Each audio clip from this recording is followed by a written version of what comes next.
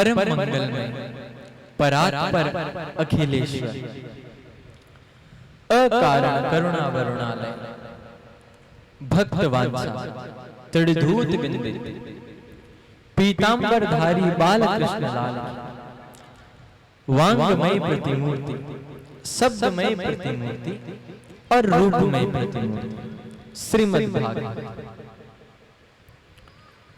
जो भगवान के रहने का निवास है वह है भागवत। भगवान के भक्तों का नाम है भागवत। ऐसे सुंदर दिव्य अनुष्ठान हरि की महती कृपा अनुकंपा से ही सुलभ हो पाते हैं। तो आप सभी पर भी यह भगवान की ऐसी अनुकंपा है कि हनुमान जी धामों की पुण्य स्मृति में उनके पुत्र एवं भाई बंधु सभी मित्रगण के कारण आप सभी को उनके परिवार द्वारा यह सुंदर कथा श्रवण हेतु प्राप्त हो पा रही है।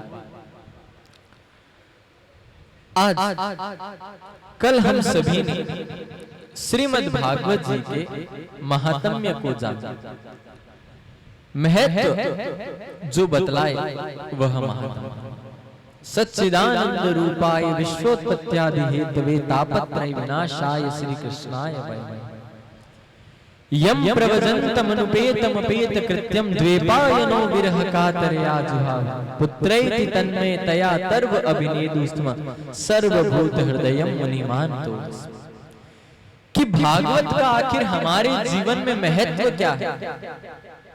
क्योंकि व्यक्ति अक्सर वही काम करता है।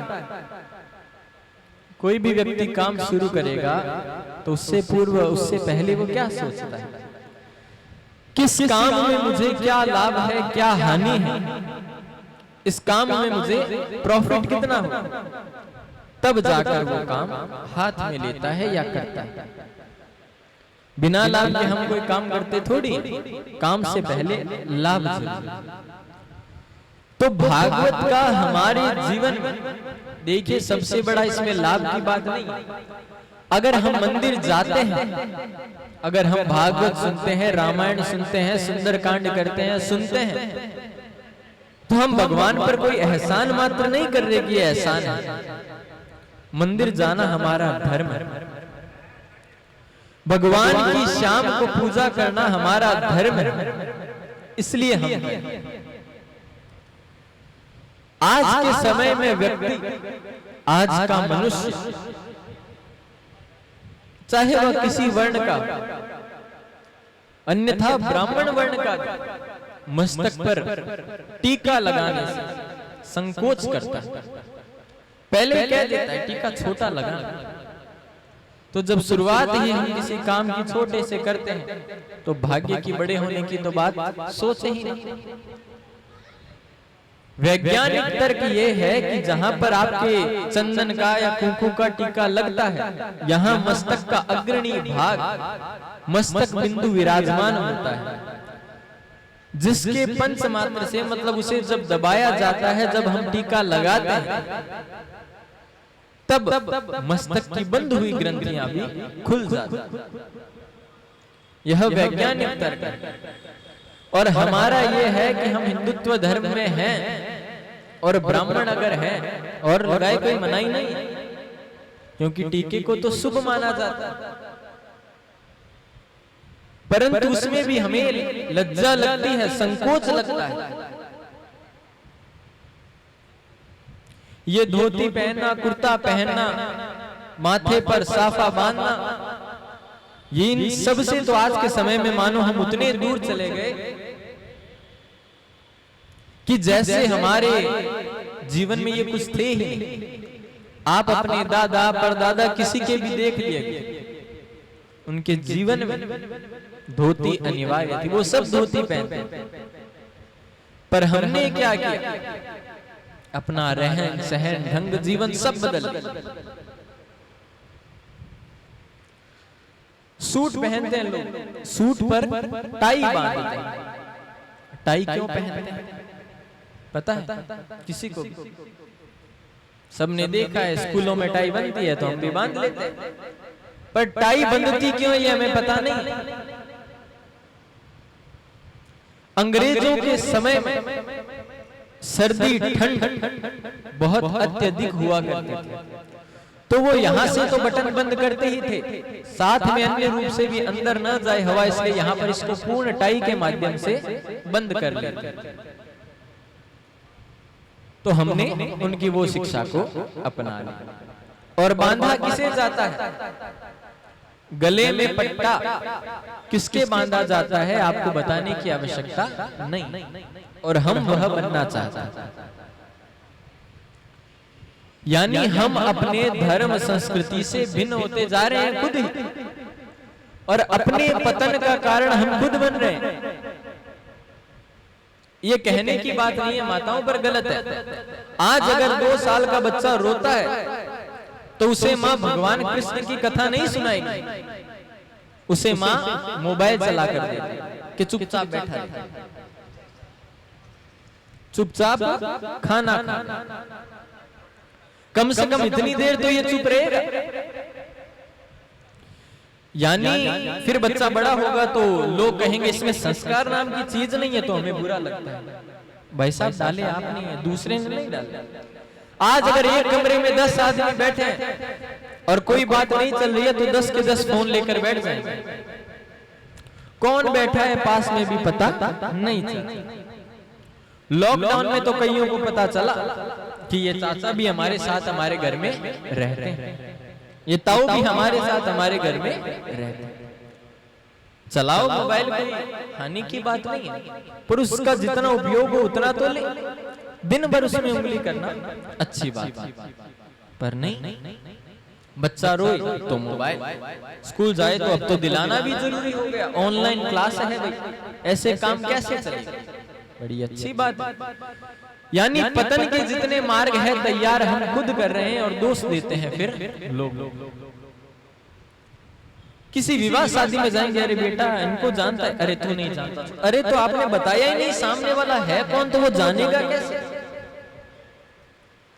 पूर्वजों से दाऊ मतलब ही नहीं है कौन है परिवार में परिवंजन, फोटो में दिखला देते हैं ये तेरे दूर के वो, तो वो सामने वाला फिर दूर का ही मानता है। जब तक हमारा पहला परिवर्तन अपने आप में नहीं होगा, पहले निज पर शासन फिर दूसरों पर शासन, हम अपने आप पर ही नहीं लगाते। चारों ओर बात सुनने को बड़ी अच्छी आती है, सफाई रखो सफाई रखो, खुद बाहर गए देखा पास वाली तो नहीं है, बाल्टी बाहर। मतलब पहले हमें परिवर्तन अपने आप में लाना होगा, फिर हम दूसरों को। हम शिक्षा या ज्ञान किसी दूसरे को देने के अधिकारी तभी बनते हैं जब पहले हम खुद तो उस पर अमल करें, पहले खुद तो उनको बात माने। कि व्यास जी खुद तो बतलाते हैं भागवत में बैठकर कि बैंगन मत खाओ, बाहर जाओगे तो व्यास जी प्याज लेते दिखाई दे। यानी कि पहला शासन खुद पर, फिर मैं दूसरों को दूं तो अच्छा लगता है। एक छोटा सा वृतांत है, एक माँ अपने बच्चे को साधु के पास लेकर कि ये बहुत गुड़ खाता, ये गुड़ बहुत खाता, बहुत मीठा चाहिए इसका मीठा छुड़वा दो। साधु महात्मा ने कहा 2 महीने बाद लेकर आना। कहा ठीक है। वो 2 महीने बाद साधु महात्मा के पास लेकर पहुंचे कि ये गुड़ बहुत खाता। साधु महात्मा ने कहा भाई 10 दिन बाद लेकर आना। 10 दिन बाद लेकर, साधु महात्मा ने कहा 3 दिन बाद लेकर आना। वो 3 दिन बाद लेकर गए। साधु महात्मा ने कहा कल आना। वो कल साधु महात्मा के पास बच्चे को लेकर पहुंचे कि हाँ बेटा, कि ये गुड़ बहुत खाता है, कि बेटा आज के बाद गुड़ मत खा। तो उस औरत ने कहा ये बात आज से 2 महीने पहले ही आप बोल सकते थे, आज क्यों? कि तब तक तो मैं खुद भी मीठा खाता था। मैं केवल इसको ही बोल दूं कि तू ये जीवन में से इस चीज को छोड़ दे और खुद पर अमल ना कर पाऊं, ये बात तो गलत। तो हम वही कार्य करें जिस पर हमारा पहले स्वयं का अधिकार हो। तो प्रेम से कहिए ना, जय श्री कृष्णा। सूत जी महाराज सौनकादिक ऋषियों को बड़े आनंद से 88,000 जो नैमिषारण्य क्षेत्र में एकत्रित है, उनको सुंदर ग्रंथ का रसास्वादन करा रहे हैं। आइए भागवत जी के प्रथम स्कंद में हम सभी प्रवेश करते हैं। बोलिए कृष्ण कन्हैया लाल की। कल तक हमने जो सुना वो भागवत जी का महात्म्य था, महत्व की क्यों सुने, इससे जीवन में लाभ क्या है, वह था महत्व। आज से भागवत जी की पूर्ण कथा कि जब हम कोई किताब या कोई ग्रंथ पढ़ते हैं तो जिसकी वह किताब या वो ग्रंथ है, सबसे पहले उसमें उसी का वर्णन, उसकी चर्चा, उसी की बड़ाई। अगर आप गणेश जी की किताब खोलकर लेकर बैठते हैं तो उसमें गणेश जी के बारे में ही वर्णन होगा।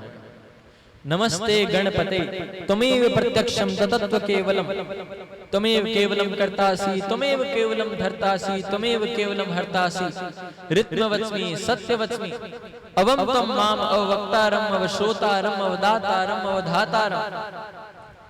गणेश जी उसमें वर्णन करेंगे कि सब कुछ मैं ही। एक दंताय विद्महे वक्रतुंडाय धीमहि तन्नो दन्ती प्रचोदयात्। गणानां तं गणपतिं तुम हवामहे, प्रियाणां तं प्रियपतिं तुम हवामहे, निधनां तं निधिपतिं तुम हवामहे वसो मम। आहम जानि गर्भधम तुम जासि गर्भधम।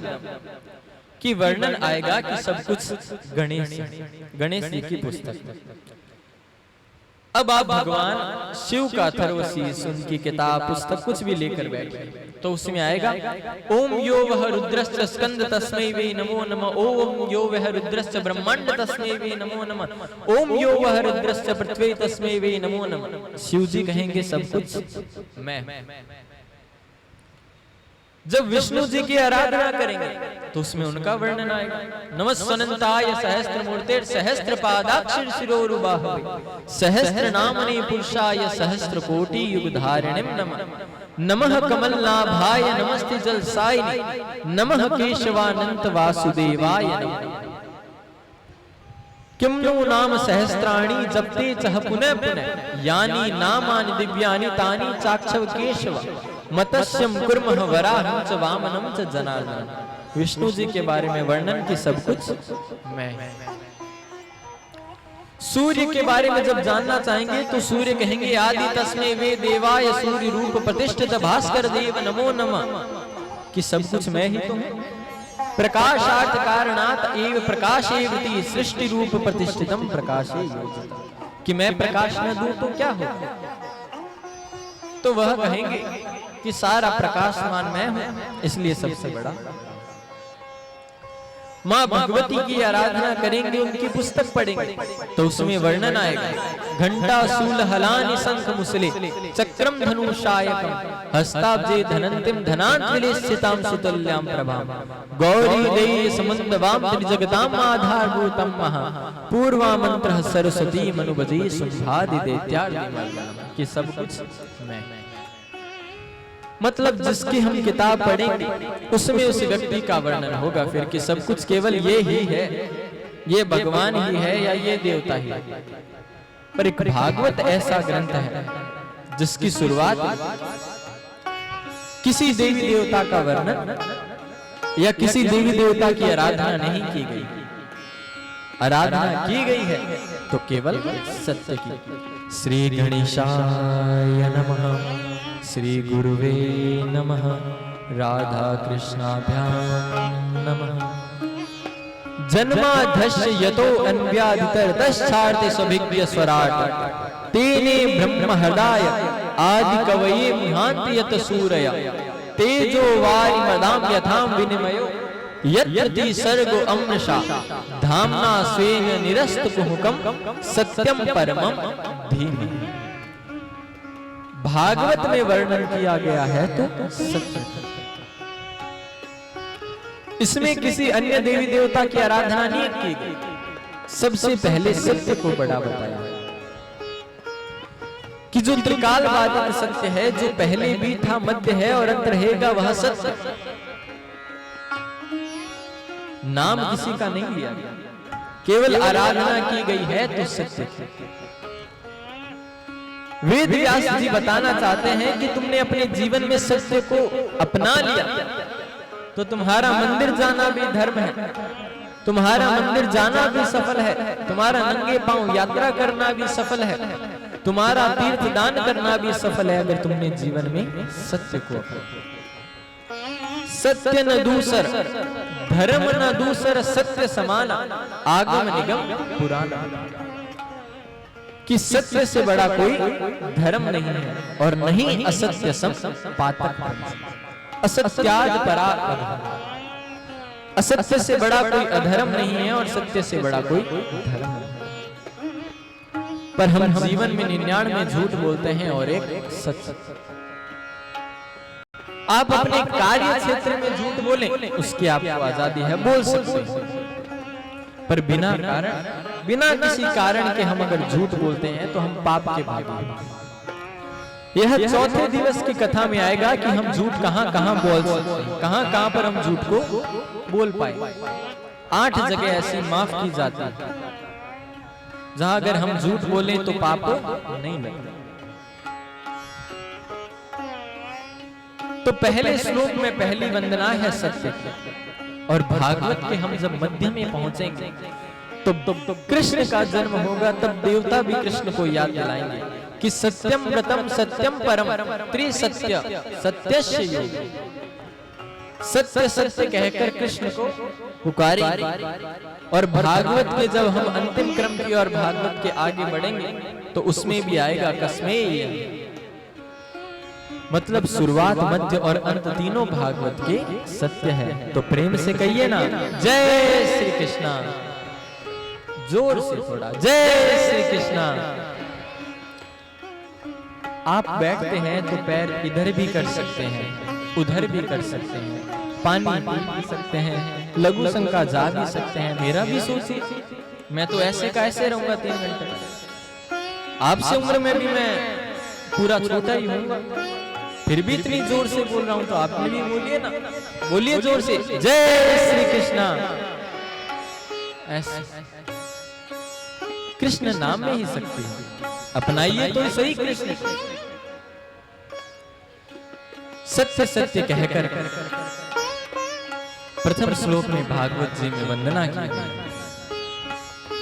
जिसके पश्चात वर्णन आता है कि भगवान ने एक सोच मात्र से, विचार मात्र से सृष्टि की उत्पत्ति कर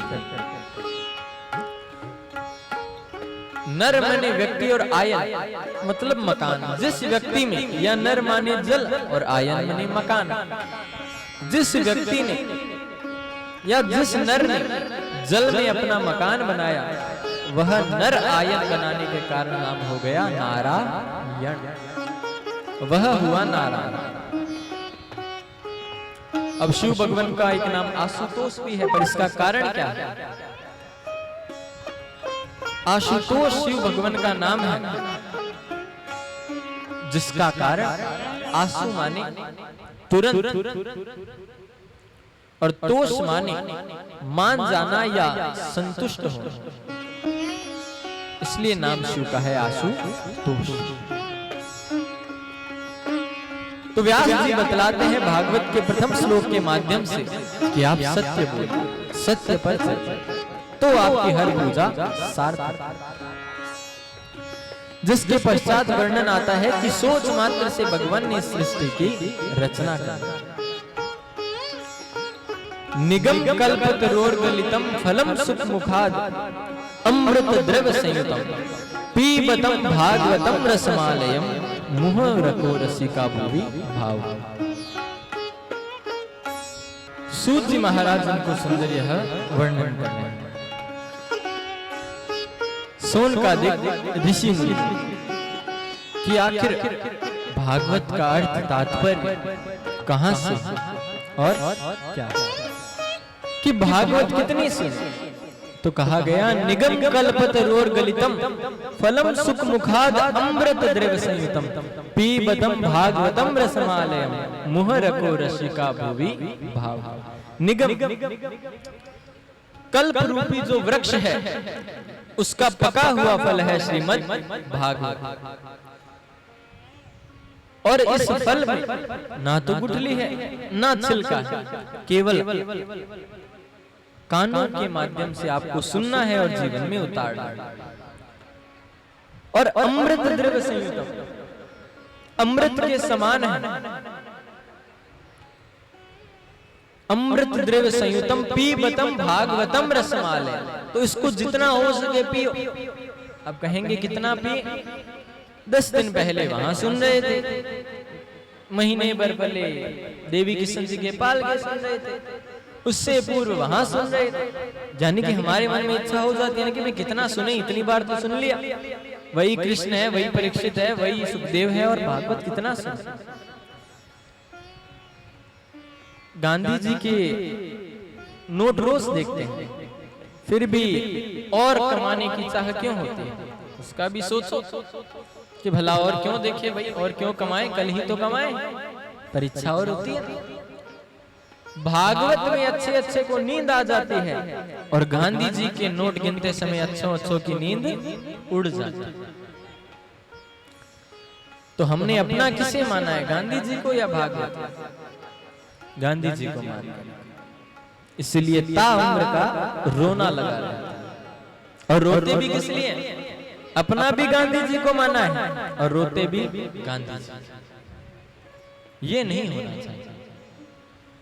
अगर किसी कार्यव्रत हम सौभाग्यपूर्ण ऐसे मंडप पांडाल या सुनने हेतु बैठे हैं, तो यह हमारा भाग्य है कि हम अपने आप को ऐसा दिव्य ग्रंथ सुनकर कृतार्थ बना पा रहे हैं।